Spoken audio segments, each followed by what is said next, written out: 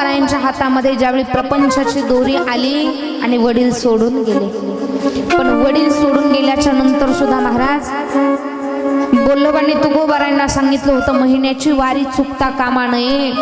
आणि प्रसंग असा घडला काका, ज्या दिवशी त्यांच्या वडिलांचा दावा येत होता ना, लक्षपूर्वक ऐका, बोल्लोबांचा दावा ज्या दिवशी येत होता बरोबर दहाव्याच्या 4 दिवस अगोदर एकादशी येत होती.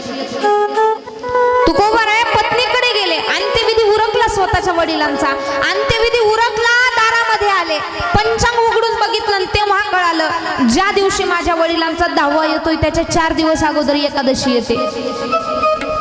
आवलीकडे गेले आणि तुकोबाराय आवलीला म्हणतात, का गावली, मी आता पंचांग उघडून बघितलंय, ज्या दिवशी माझ्या वडिलांचा दशक्रियेचा विधी येतोय त्याच्या बरोबर 4 दिवस अगोदर एकादशी येते.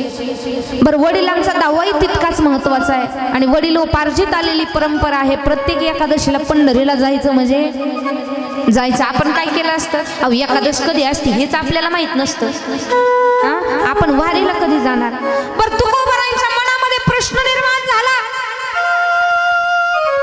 सुटकात वारी केलेली चालते का, काय करावं, सुटकात वारी केलेली चालेल का. पण एक सांगू का महाराज, जगाच्या पाठीवरती अनेक दैवत आहेत, पण माझ्या विटेवरचा पंढरीश पांडुरंग परमात्मा अशी दैवत आहे महिला मंडळ, माझ्या देवाला सुतकही चालतं, माझ्या देवाला विटाळही चालतं. बऱ्याच महिला काही काही प्रश्न विचारत असतात, मला त्यांना सांगणं आहे, काही काळ असा असतो आपण त्या काळामध्ये रावळामध्ये जात नाही, तुम्ही इतर रावळामध्ये जाऊ नका, पण पंढरीश पांडुरंग परमात्म्याचं दर्शन घ्यायला आपल्याला काही हरकत नाही. कारण स्वतः देवानं 21 दिवस सोयराबाईचं बाळणपण केलंय महाराज, देवानं सगळं केलंय. पंढरीश पांडुरंग परमात्म्याला विटाळही चालतो, सुतकही चालतं, या दोन्ही गोष्टी भगवंताला चालतात. पण तुकोबारांना प्रश्न पडला, सुतकात वारी केलेली चालेल का महाराज, आता काय करावं, पण वारीची परंपरा सुद्धा भंगली नाही पाहिजे, आता काय करावं. ज्यावेळी प्रश्न डोळ्यासमोर आला त्यावेळी मनामध्ये दृढ निश्चय केला आणि असं ठरवलं वारीलाही जायचं आणि वडिलांचा दावा सुद्धा करायचा. अंत्यविधीच्या दुसऱ्या दिवशी आपण काय करत असतो, अंत्यविधीच्या दुसऱ्या दिवशी सावडण्याचा कार्यक्रम असतो आपल्या भारतीय संस्कृतीमध्ये, बरोबर ना, सावडण्याचा. माझ्या तुकोबाराय स्मशानभूमीमध्ये गेले, आपल्या वडिलांच्या हस्ती माझ्या तुकोबारायांनी गोळ्या केल्या, आपल्या वडिलांच्या हस्ती एका गाडग्यामध्ये माझ्या तुकोबारायांनी भरल्या आणि नीट पंढरीच्या वारीला माझ्या तुकोबाराय निघाले.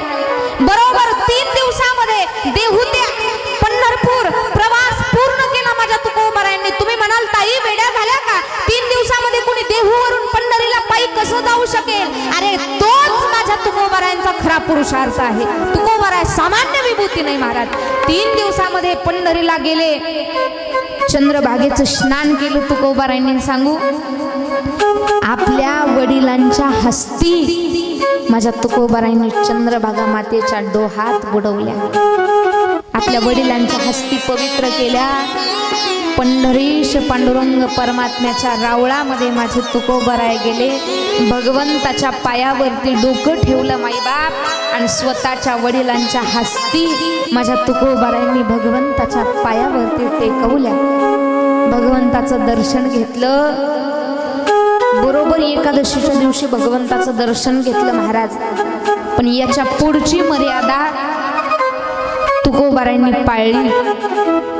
आपलं आराध्य पांडुरंग परमात्म्याला जरी सुतक चालत असलं, विटाळ चालत असला, तरी शेजारी जगतजननी आदिमाया शक्ती आई रखुमाईचं राऊळ आहे आणि जगतजननी आदिमाया शक्तीला विटाळही चालत नाही आणि सुतकही चालत नाही.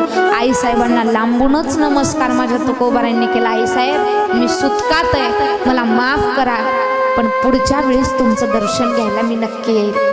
एकादशीच्या दिवशीच माझ्या तुकोबारायांनी भगवंताचा निरोप घेतला आणि निरोप घेऊन माझे तुकोबाराया त्याच दिवशी पंढरीवरून देहूला निघाले. आणि ज्यावेळी तुकोबाराय देहूला निघाले ना महाराज, पांडुरंग परमात्म्यानं वाट अडवली आणि तुकोबारायांना सांगितलं, तुकोबा खरं सांगा, पंढरीमध्ये वारी करायला आले का स्वतःच्या वडिलांच्या हस्ती पवित्र करायला आले? काय अवघड प्रश्न टाकला महाराज देवानं. तुम्ही तुमच्या वडिलांच्या हस्ती पवित्र करायला आले का वारी करायला आले? तुमच्या स्वार्थासाठी आले का निस्वार्थ भावनेनं परमार्थासाठी आले? कशासाठी आले?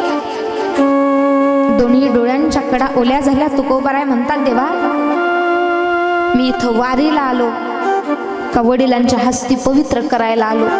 देवा तुला वेगळं सांगायची गरज नाही रे पांडुरंगा, पण आता माझी वाट सोड पांडुरंगा.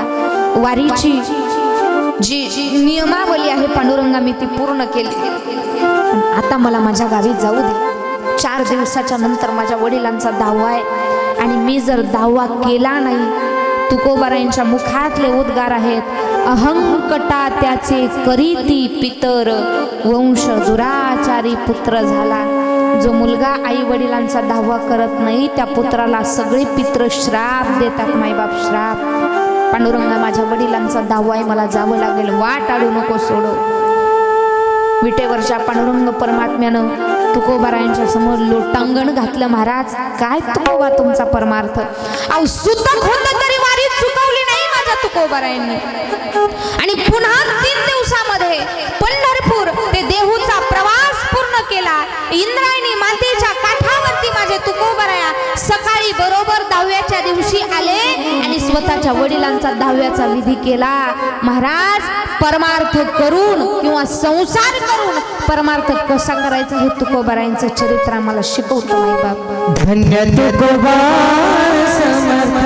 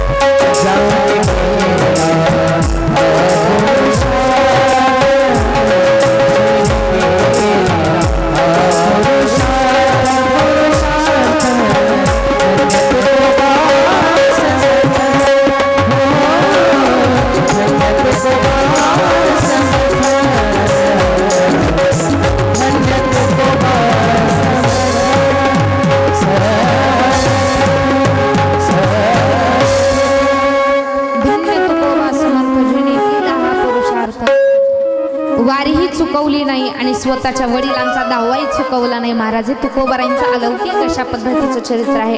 तुकोबारायांचा परमार्थ वाढू लागला, परंतु पत्नीला परमार्थ मान्य नव्हता. पत्नीला वाटायचं घराची सगळी राख रांगोळी केली या माणसानं.